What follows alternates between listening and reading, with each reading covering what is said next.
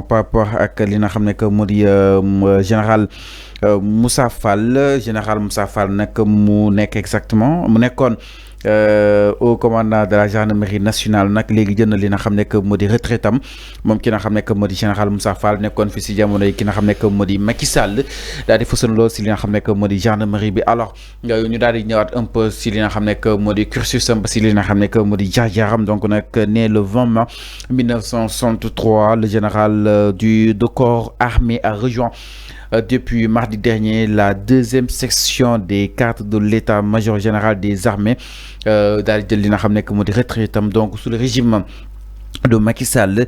Le redoutable enquêteur fut d'abord gouverneur du palais présidentiel puis chef de la gendarmerie territoriale avant d'être le 14e au commandant de la gendarmerie nationale mu daal di uutu woon ministre Jean-Baptiste Tine daal di koy crédité ni ki li nga xam ne que mooy 36 ans d'expérience le général Moussa Fall daal di bokk si ñi gën a mag si li nga xam ne wàllu ko armée fii Sénégal exactement jëm si lu bëri li nga xam tam def na ko bokk na fa saa na ko ba fa boyot liggéey wu am solo yi nga xam tam def na ko fa waaye tam ay preuve mu daal di koy wane en tant que mu nekk li nga xam ne que moo di ñiitu section de recherche la où il s'est le plus illustré mais ba mu nekkee li nga xam ne que moo di gendarmerie nationale waaye itam aussi bokk na si traque bi nga xam ne itam doon na ko daal di traqué les auteurs ñi nga xam ne itam ñoo daal di Fat Omar Lamine Badji ancien président du conseil régional de Ziguinchor bi nga xam ne itam faat nañ ko niki le 30 décembre 2006 dans son domicile fossé na ko Bignona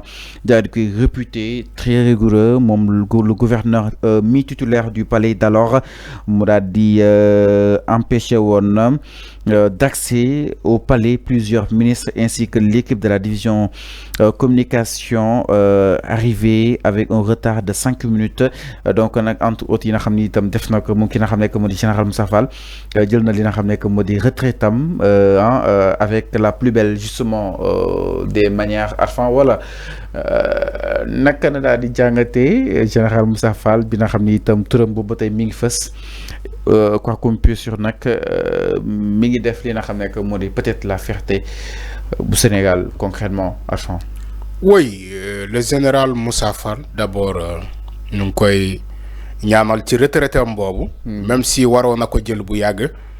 Ah bon? Oui, bien sûr waroon na jël retraite am bu yàgg. Depuis quand? Depuis su ma ju Macky Sall moo génnee décret mu prolonger son comment dirais-je mu prolonger donc retraite am mais waroon na dem retraite bu yàgg moom à 62 ans le général Moussa Fall donc waroon na dem retraite bu yàgg donc fallu. Peut-être jamono jooju mënu woon dem peut-être sûrement. Non Macky Sall moo prolongé woon kii am rek. waaw mënu woon dem parce que ak situation réew mi. xam naa moo prolongé woon kii am rek. Ça peut être aussi pour des des satisfactions politiques comme on le dit donc parce que il y avait des choses tellement que yoo xamante ne peut-être Macky Sall moom la yaakaare woon pour mu gérer ko. Donc les émeutes donc les émeutes yi fi amoon ou bien la stabilisation de ce pays moo tax Macky Sall prolongé woon donc sa retraite yóbbu ko à 62 ans à travers un décret dama doon ut extrait bi dañ ma ko envoyé woon démb mais je crois que xaw ma fan laa ko stocké carrément c'est pour juste pour vous dire que général Moussa Fall bu ñuy tudd ni ci sa retraite dafa waroon dem retraite bien avant retraite anticipée mais tey quand Macky Sall a prolongé donc à travers un décret di dénk ko au haut commandement de la gendarmerie mu yore woon ko fii ba émeutes yi fekk ko fi mu am donc lu mu géré woon émeutes yi ba mu am 86 morts dans ce pays l'histoire va retenir aussi que ni que loolu amoon na donc ki nekkoon au haut commandement donc de la gendarmerie moment boobu il s'appelle moom Moussa Fall loolu moo am mais on n'a pas dit que waxuma ni que il est coupable mais l'histoire va retenir que il a géré le haut commandement de la gendarmerie ci moment émeutes yi ak forme bu mu ko géré ba mu am 86 jeunes yoo xamante ne jot nañ ñàkk seen bakkan donc ci moment yooyu mu doon ay moment yu difficile ba léegi on n'arrive pas à avaler la pilule les événements, les émeutes là. On réclame, les familles réclament justice. Donc, justice, bobo, mom la ñuy réclamer bataille. Mais concernant la personne, en tant que général, on salue vraiment la retraite. Donc voilà, vous faites que dem nga ba magal, nga dem retraite aussi, prêter le flambeau aux autres, comme on le dit, à la jeunesse. Donc kenen tamit meuna jël ci lolu dem, ainsi de suite loolu laa gëm awma lu len lu may wax ci retraite générale Moussa Fall wa deug fa yalla kessé la mëna wax. Il a pris sa retraite par la plus belle des manières, peut-être nga japp ni sa analyse. Oui, la retraite, il devait prendre la retraite bien avant. C'est-à-dire ces dernières opérations, hein, non, bala émoti ça. Franchement, gis naa ñoom Babacar Touré ñoom Maimouna Faye di ko kañ. Macha Allah par rapport ak ñi nga xam ni tam yore woon na ko. Oui, c'est ses journalistes personnels. C'est ses journalistes personnels. Il a bien géré. ñoo koy kañ. Il a bien géré peut-être sûrement. Non, je ne dirais pas il a bien géré. Quand il a géré, mais il a tenu haut. Il y a eu 86 jeunes qui ont été tués. Non, Fallou. Il était justement cette responsabilité. Est-ce qu'on en serait là aujourd'hui? On n'oublie pas vite quand même.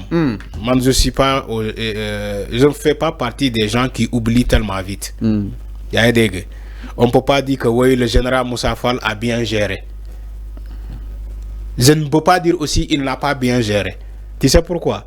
C'est ce que j'ai dit, l'histoire va retenir que sa magistrature, en étant au haut commandement de la gendarmerie, qu'il a amené 86 jeunes qui sont morts qui les événements là. C'est l'histoire va retenir ça. Il est coupable. C'est un fait là. Fait. C'est un fait. Et les faits sont sacrés. C'est ce que j'ai dit. C'est un fait. C'est l'autre moi il fait. Non, maintenant si vous responsabilité là c'est à mom franchement à fond. Non, parce que lo xamni c'est une manifestation. Du man may wax responsabilité am du man. Donc pourquoi nga bu ko énumérer? Mais kan mo don assurer le maintien de l'ordre? C'est là où si sens bobu lay waxé. Gendarmerie bi doon dem ci maintien de l'ordre ci les événements là. Kan mo nekon commandement bi, haut commandement bi, c'est général Moussa Fall ci sens bobu la koy waxé fallu. Les FDS ñi doon dem ci les maintiens de l'ordre fofu lay waxé que ça soit mom en tant que en gérant la gendarmerie, que ça soit yag bi nekkoon ci police bi que geneen ak keneen, c'est de leur responsabilité aussi. Mais loolu la fofu lay waxé mais je ne suis pas en train d'accuser personne, je n'accuse personne. D'abord il était au haut commandement de la gendarmerie ci moment émeute. De gendarmerie buy dem intervention, je crois que gendarmerie duñu xey ni sans digal ñu dem intervention, dañuy recevoir ay ordre ñu dem intervention. Non lolu enfin maintenant les ordres venant de enfin lepp mëna bañ sax jóge ci gendarmerie. En tout cas lo xamni manifestation leppay jaxaso do xam fu li jóge do xam fu la jóge concrètement. Donc neen bay rek yoon ak gol yoonal mu daldi wara mëna je suis d'accord. Li nga xamné que mu di mairie concrètement. Je suis d'accord. Je suis d'accord. Il n'y a pas de problème. Je suis d'accord. Je n'ai même pas de problème là-dessus. Nani bay yon mu def liguey man bala may sawar nga ne man nañu bay yon def liguey man loolu la gëna sawar nañu bay yon def ligueyam akama gëm yon loolu la gëm mom général Moussa Fall expérience am peut-être non il faut pas s'attarder sur général Moussa Fall expérience am lima wax nako ba paré. Ça y est, c'est fini. Yo, mi ya mané nañu bay yon def liguey. Mané la d'accord. Non, je parle pas de ça, mais je parle sur sa personne, c'est-à-dire sa trajectoire, ses expériences qu'il a eues justement à travers ses 36 ans. Il a xamni tam mi won ci gendarmerie nationale bi à fond, donc il a fait beaucoup de choses yo xamni tam mu nek soxla fenen. Non, lolu korom mo koy wax. Korom moy wax lolu. Du man, je suis un journaliste.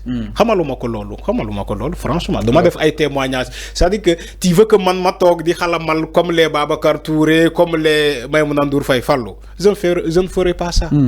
Dédé, du yow, tu es tellement petit pour nga dougal ma ci erreur di xalamal général Moussa Fall. Je le ferai pas parce que xamaluma ko lolu. Xamaluma ko dara.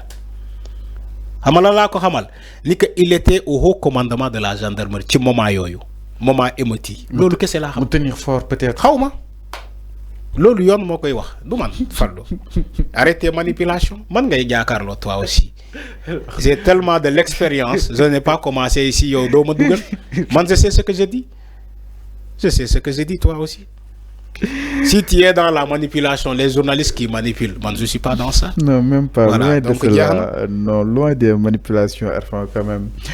Il faut peser vos mots. Non. Ah, on n'est pas là pour manipuler. Il faut arrêter aussi. Non, on n'est pas là pour manipuler. Mais quand même, vu son expérience, moi, nous bougon c'est un peu. Expérience, am xawma ci dara. Dara la ci 6 ans d'expérience, moom ki nga xam ne comme dit général Moussa Fall. Que mu gën a fës ci ay dossiers yi nga gën a fasantu quand on était jeune, on se rappelle justement de notre général. Alors, ñu daal di poursuivre. Arrêtez. Alors, ñu daal di ñëw ci leneen du côté de la régie exactement.